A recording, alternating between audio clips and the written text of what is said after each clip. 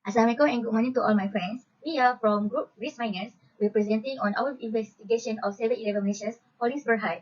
Our group consists of 5 members including me, NOOR AQILAH, my friends, VINOTH KUMAR, Chancai, MUHAMAD HARITH IRFAN, and MUHAMAD AKMAL MUHAIMIN. Next. My name is NOOR AQILAH, 264297. I will be presenting on the company's background, objectives, and the strategies to achieve the objectives. 7-Eleven is an international chain of convenience stores and was founded literally in Dallas, Texas, United States in 1927, named as the Southland Ice Company. The company started off by selling eggs, breads, and milk on every Sunday, and the store had closed at the evening. This unique and new business idea created satisfaction towards the customer and kept on increasing their sales. The company's first convenience outlet, known as the customers toted away their purchases. And unlike restaurants and food stores where they have the option to have their order at the place itself or takeaway, in 1946, 7-Eleven decided to extend operating hours from 7 a.m. to 11 p.m. for 7 days a week, which then they changed the company names from the Southern Corporation to 7-Eleven Incorporation in 1999 as for the reflection of the new operating hour. Next. 7-Eleven Malaysia's holding Berhad through its subsidiary 7-Eleven Malaysia Sdn Berhad is the owner and the operator of 7-Eleven stores in Malaysia. It incorporated on 4th June 1984 and recognized as the largest convenience store chain with more than 2,400 stores nationwide, serving over 900,000 customers daily. 7-Eleven Malaysia has made its mark in the retailing scene and has been a prominent icon for over 28 years. Therefore, a franchising program is introduced in 2009 to encourage the local entrepreneurs to join them as they offering existing profit-making stores to franchisees. 7-Eleven stores can be found and always available from petrol stations and LRT stations to shopping malls, medical institutions, and many other places.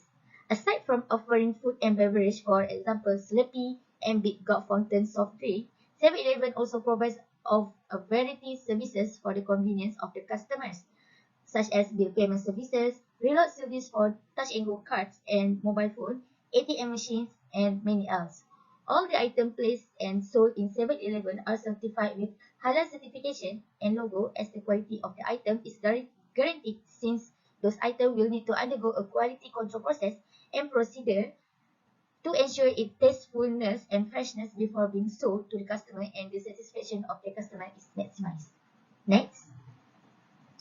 So, the sustainability strategy is underpinned by 3 pillars that are defined by vision and mission statement and built on the foundation of core values. So, the vision is to be the best retailer convenience, and the mission is to consistently serve the changing needs of customers for the convenience. Next.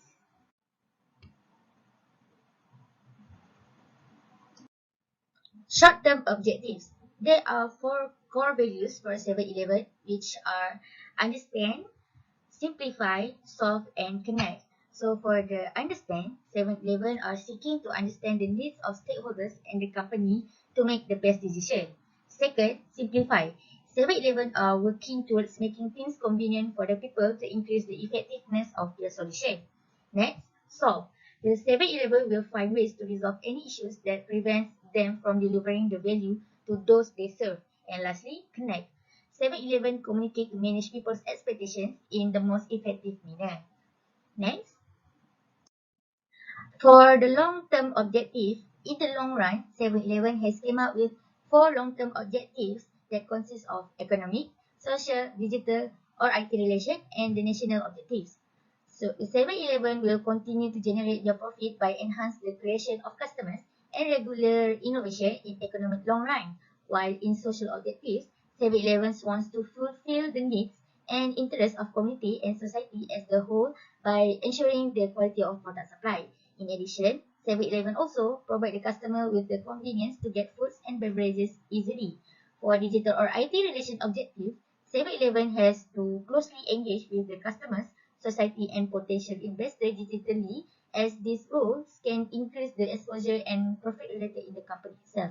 And lastly, 7-Eleven will take care the welfare of employers and create more job opportunities to public in order to achieve the national objective.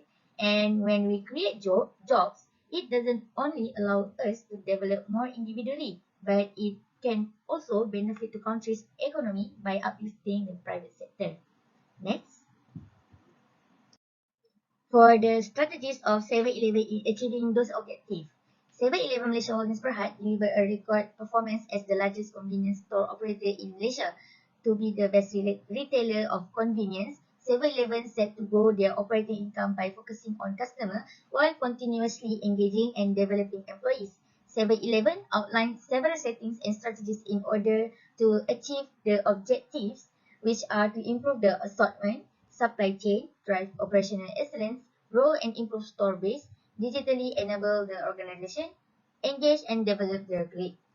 So the first one is to improve the assortment. 7-Eleven was the first retailer to provide the frozen beverage with operating 24 hours in a day and also has a legacy in innovation.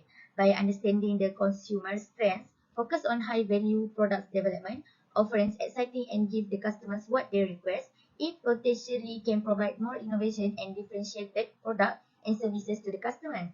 7-Eleven will continue to refresh customers' view the 7-Eleven brand through branding, promotions, and products they offer. They continue to focus on new and exciting as well as exclusive items.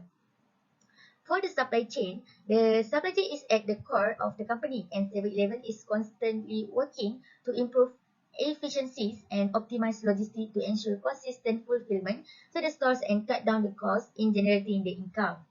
They pleased with business progress in terms of availability, besides focus on renew and deliver to 2,411 stores, still costly to them. So by improving, optimizing, and efficiencies logistics, 7-Eleven acquire an additional facility are used for fresh food and dry grocery. The third strategy is drive operational excellence.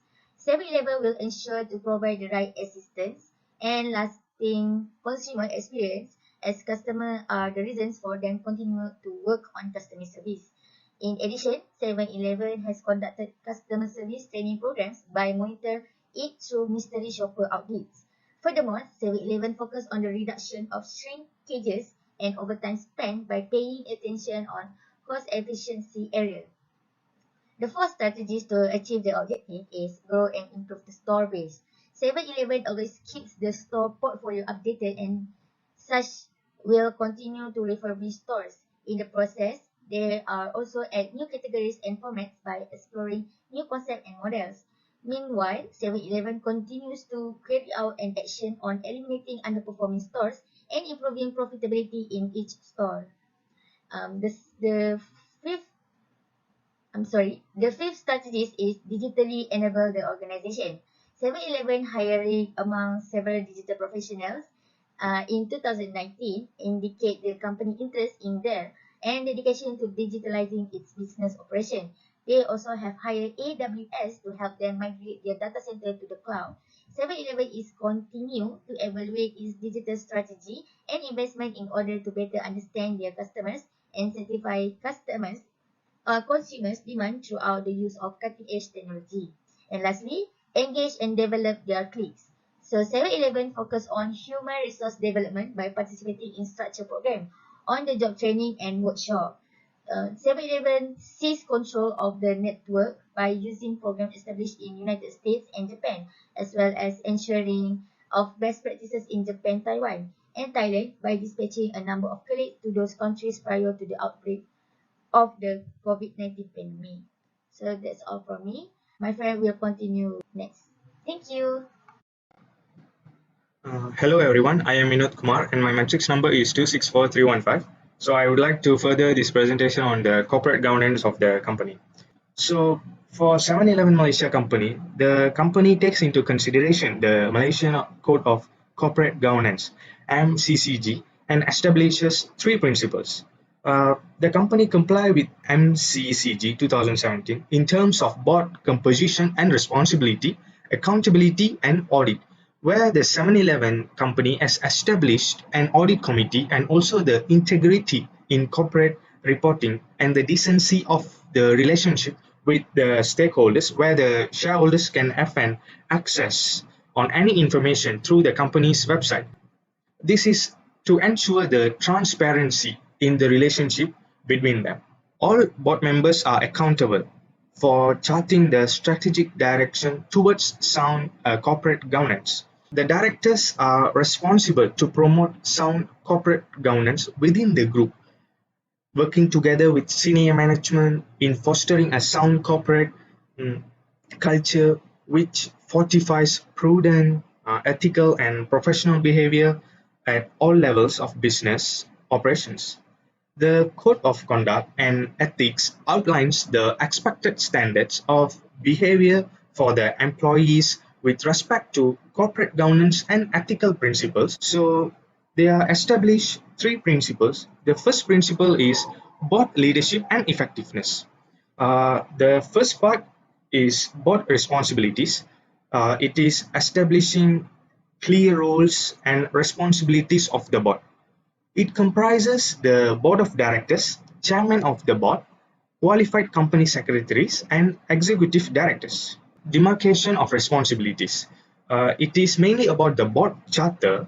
The company has established and adopted a board charter which serves as a reference point for board activities. The third is good business conduct and corporate culture. It is mainly about the code of ethics. The second part is board composition. The first one is strengthening the board's composition. It is very essential in the decision-making process because the ultimate responsibility for decision-making lies with the board, reinforcing the independence. In line with MCCG, the board, with the assistance of the nominating committee, reviews the independence of the company's independent non-executive directors on annual basis. The third is fostering commitment. The board meets at least 4 times annually with the meetings scheduled well. Part 3 is remuneration. The first one is directors' remuneration. The directors' remuneration paid or payable from the company and its subsidiaries on the name basis during the financial year ended 31 December 2019. We can find this info very clearly in the annual report of 2019. The second is top 5 senior management's remuneration. The second principle is effective audit and risk management. The first one is upholding integrity in financial reporting. It is the board's commitment to provide and present a clear, balanced, and comprehensive assessment of the group's financial performance. The second one is recognizing and managing risks. The board regards risk management and internal controls as an integral part of the overall management processes. As such, the board has established an enterprise risk management ERM framework to identify and manage significant risks. Principle C, it is integrity in corporate reporting and a meaningful relationship with stakeholders. Ensuring timely and highly quality disclosure. The board is aware of the need to establish corporate disclosure policies and procedures to enable comprehensive, accurate, and timely disclosures relating to the company and its subsidiaries to be made to the regulators, shareholders, and the stakeholders. The second one is strengthening the relationship between the company and its shareholders. The annual grand meeting of the company serves as the principal forum that provides opportunities to the shareholders to raise questions. So this is my next part, top 10 risks that facing by 7-Eleven Malaysia Holdings Berhad company. So the first one is competition risk. This risk of having competitive forces that could prevent a company from achieving its goals. The risk is associated with the existing competitors in the market where normally it comes from other retailers that are operating in the same nature of business. The second risk is entry of a new player risk. 7-Eleven is also facing the risk of entering a new player into the Malaysia market. It can be shown in the formation of foreign convenience stores giants such as Circle K, Lawson, and Family Mart as the new competitors for 7-Eleven. Next one is business continuity risk. Business continuity risk is the risk for a company that might face to ensure the operation activity work smoothly.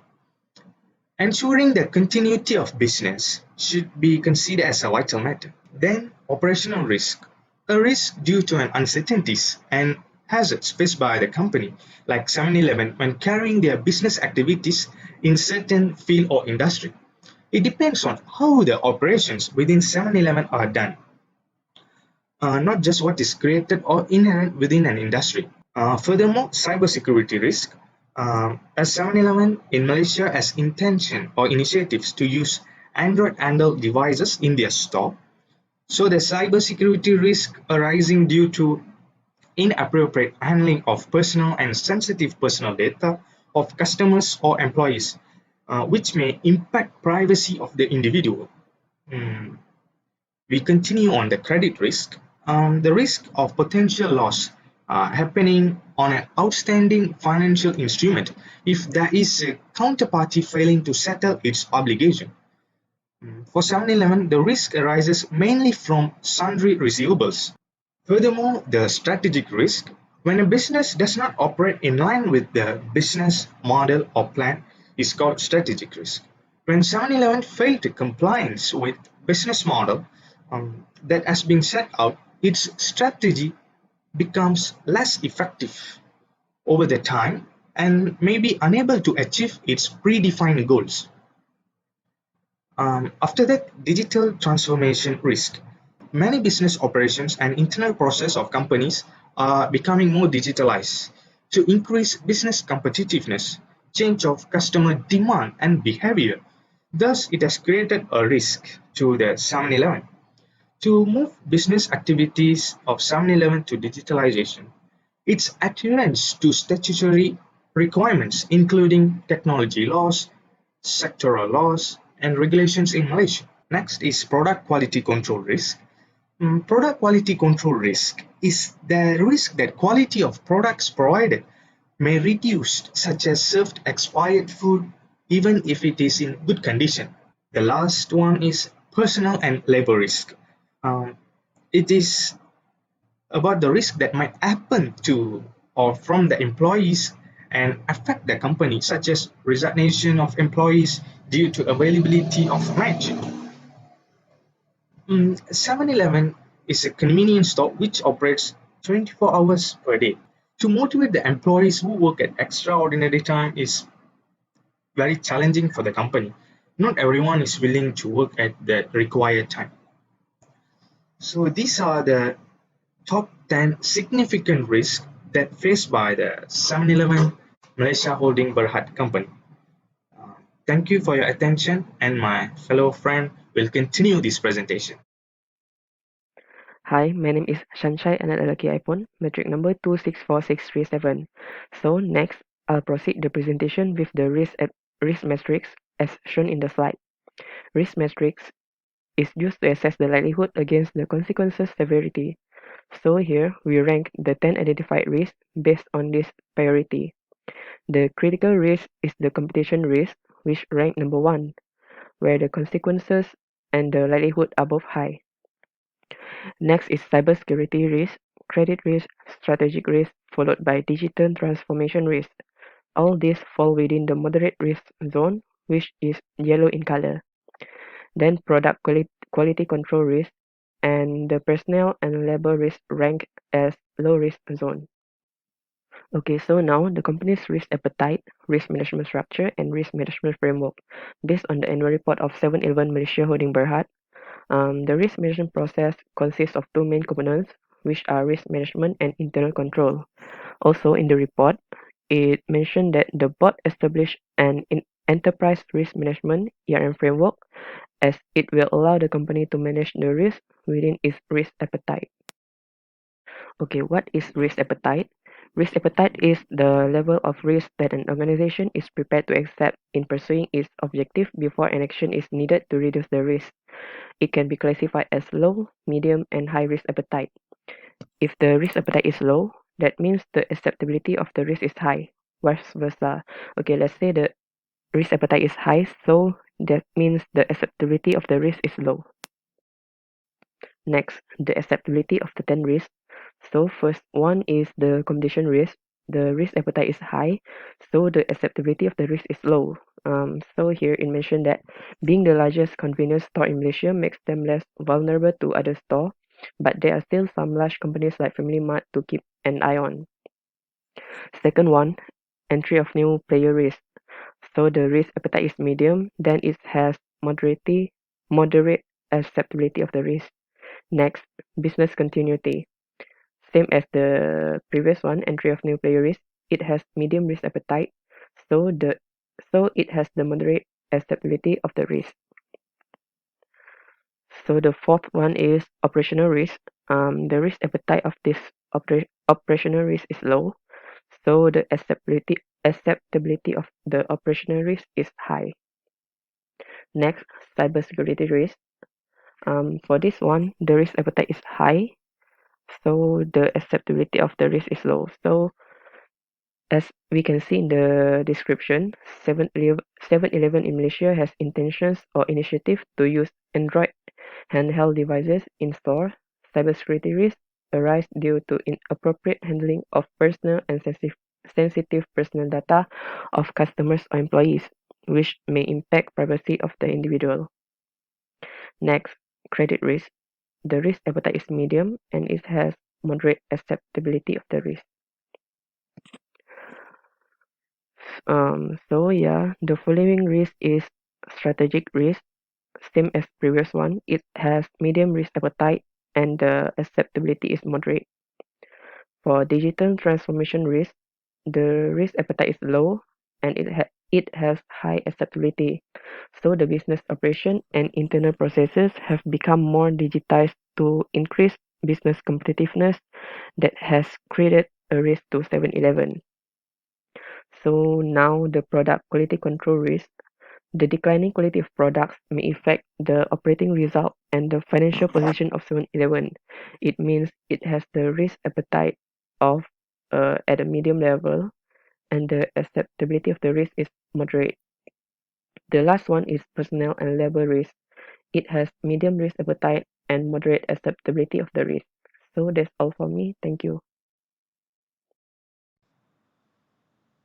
Yeah, hi, my name is Muhammad Irfan bin RIZUAN, and my metric number is 264778. And I will continue to explain about the risk response to top 10 risks that we have chosen. So basically, we have a three action or respond to those risks. The first one we have accept, make an informed risk solution that the risk rating is at an appropriate level, or that the gain is greater than the expense of the care. So basically, if the risk is really good to take, so we will accept it. So the second one we have mitigate. So basically, mitigate is introduce a plan designed to reduce the risk probability or outcome to a tolerable level where removal is perceived to be unreasonable in terms of times or expenses. So basically, is mitigate what we call just we have to introduce a plan or design a new design or a new method to reduce the risk. And last, we have avoid. So under avoid, we have choosing not to continue with the activity that generated the unacceptable risk. So next, for the first one, we have competition risk. So the action we will take, we will mitigate. So among the competitor of 7-Eleven, 99 Speed Mart, we also have petrol kiosk like Mesra and Select. Basically, Mesra is at Petronas and Select is at Shell.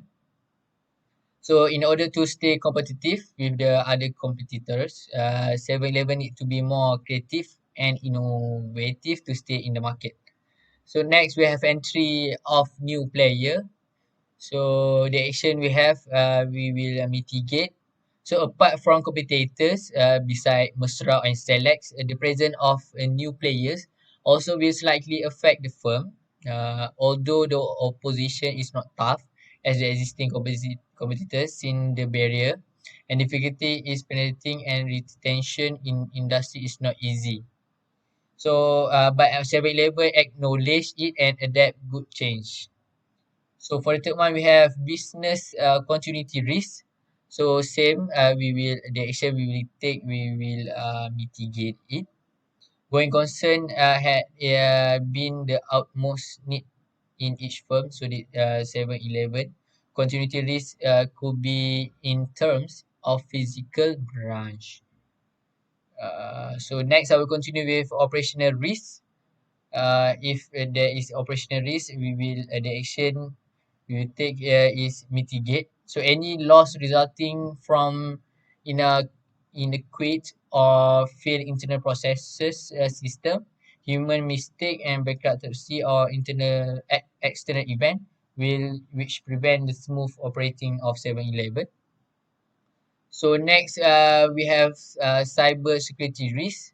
So the action we will take, we will transfer it. Since an operational system is developed by IT experts, transfer is significant action to face the risk. For example, the IT expertise required to manage the issue regarding hacking of investor data of 7-Eleven.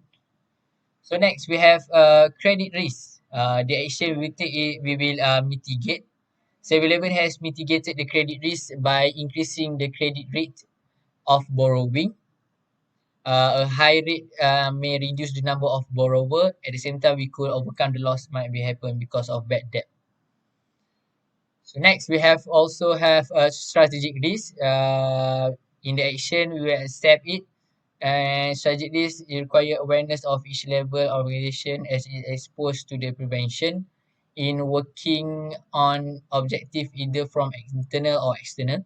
For instance, shifting of supply and demand, legal and regulatory change, and more. So basically, 7-Eleven should be more creative in facing this risk since obstacles come in various forms. So 7-Eleven should accept the risk, accept this risk. So I think that's all from me. We'll pass to my friend. Thank you. Suggest what the company should do to improve the effectiveness of its risk management risk. The first one is understand the sources of the risk. One of the most difficult tasks in the risk management is to convert the risk assessment into the action that can be taken in the business plan.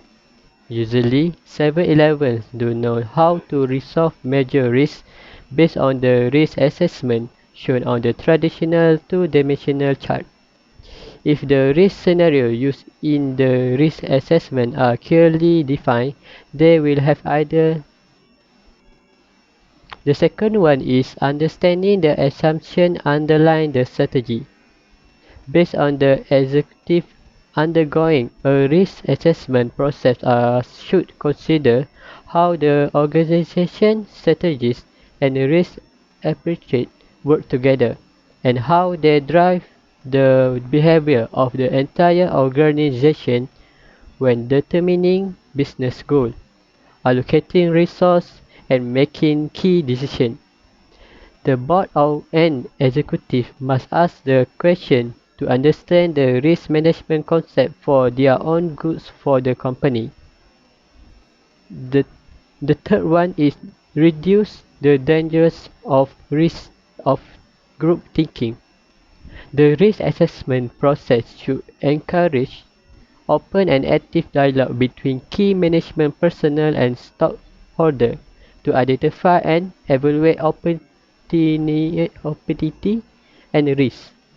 In order to prevent executives from reaching wrong opinion or conclusion without intensive debate or hearing dissent, management should ensure that all opinions are heard from the correct sources and considered in the process. Key issues and considered should be promoted and possibility of missed opportunity should be discussed. Conclusion. The risk analysis process assesses the effective and effectiveness operation of the organization by identifying those risks which require attention by management. They will need to prioritize risk control action in terms of their potential to benefit the organization. The loss to be expected if no action is taken must also be estimated, and by comparing the result, management can decide whether or not to implement the risk control management.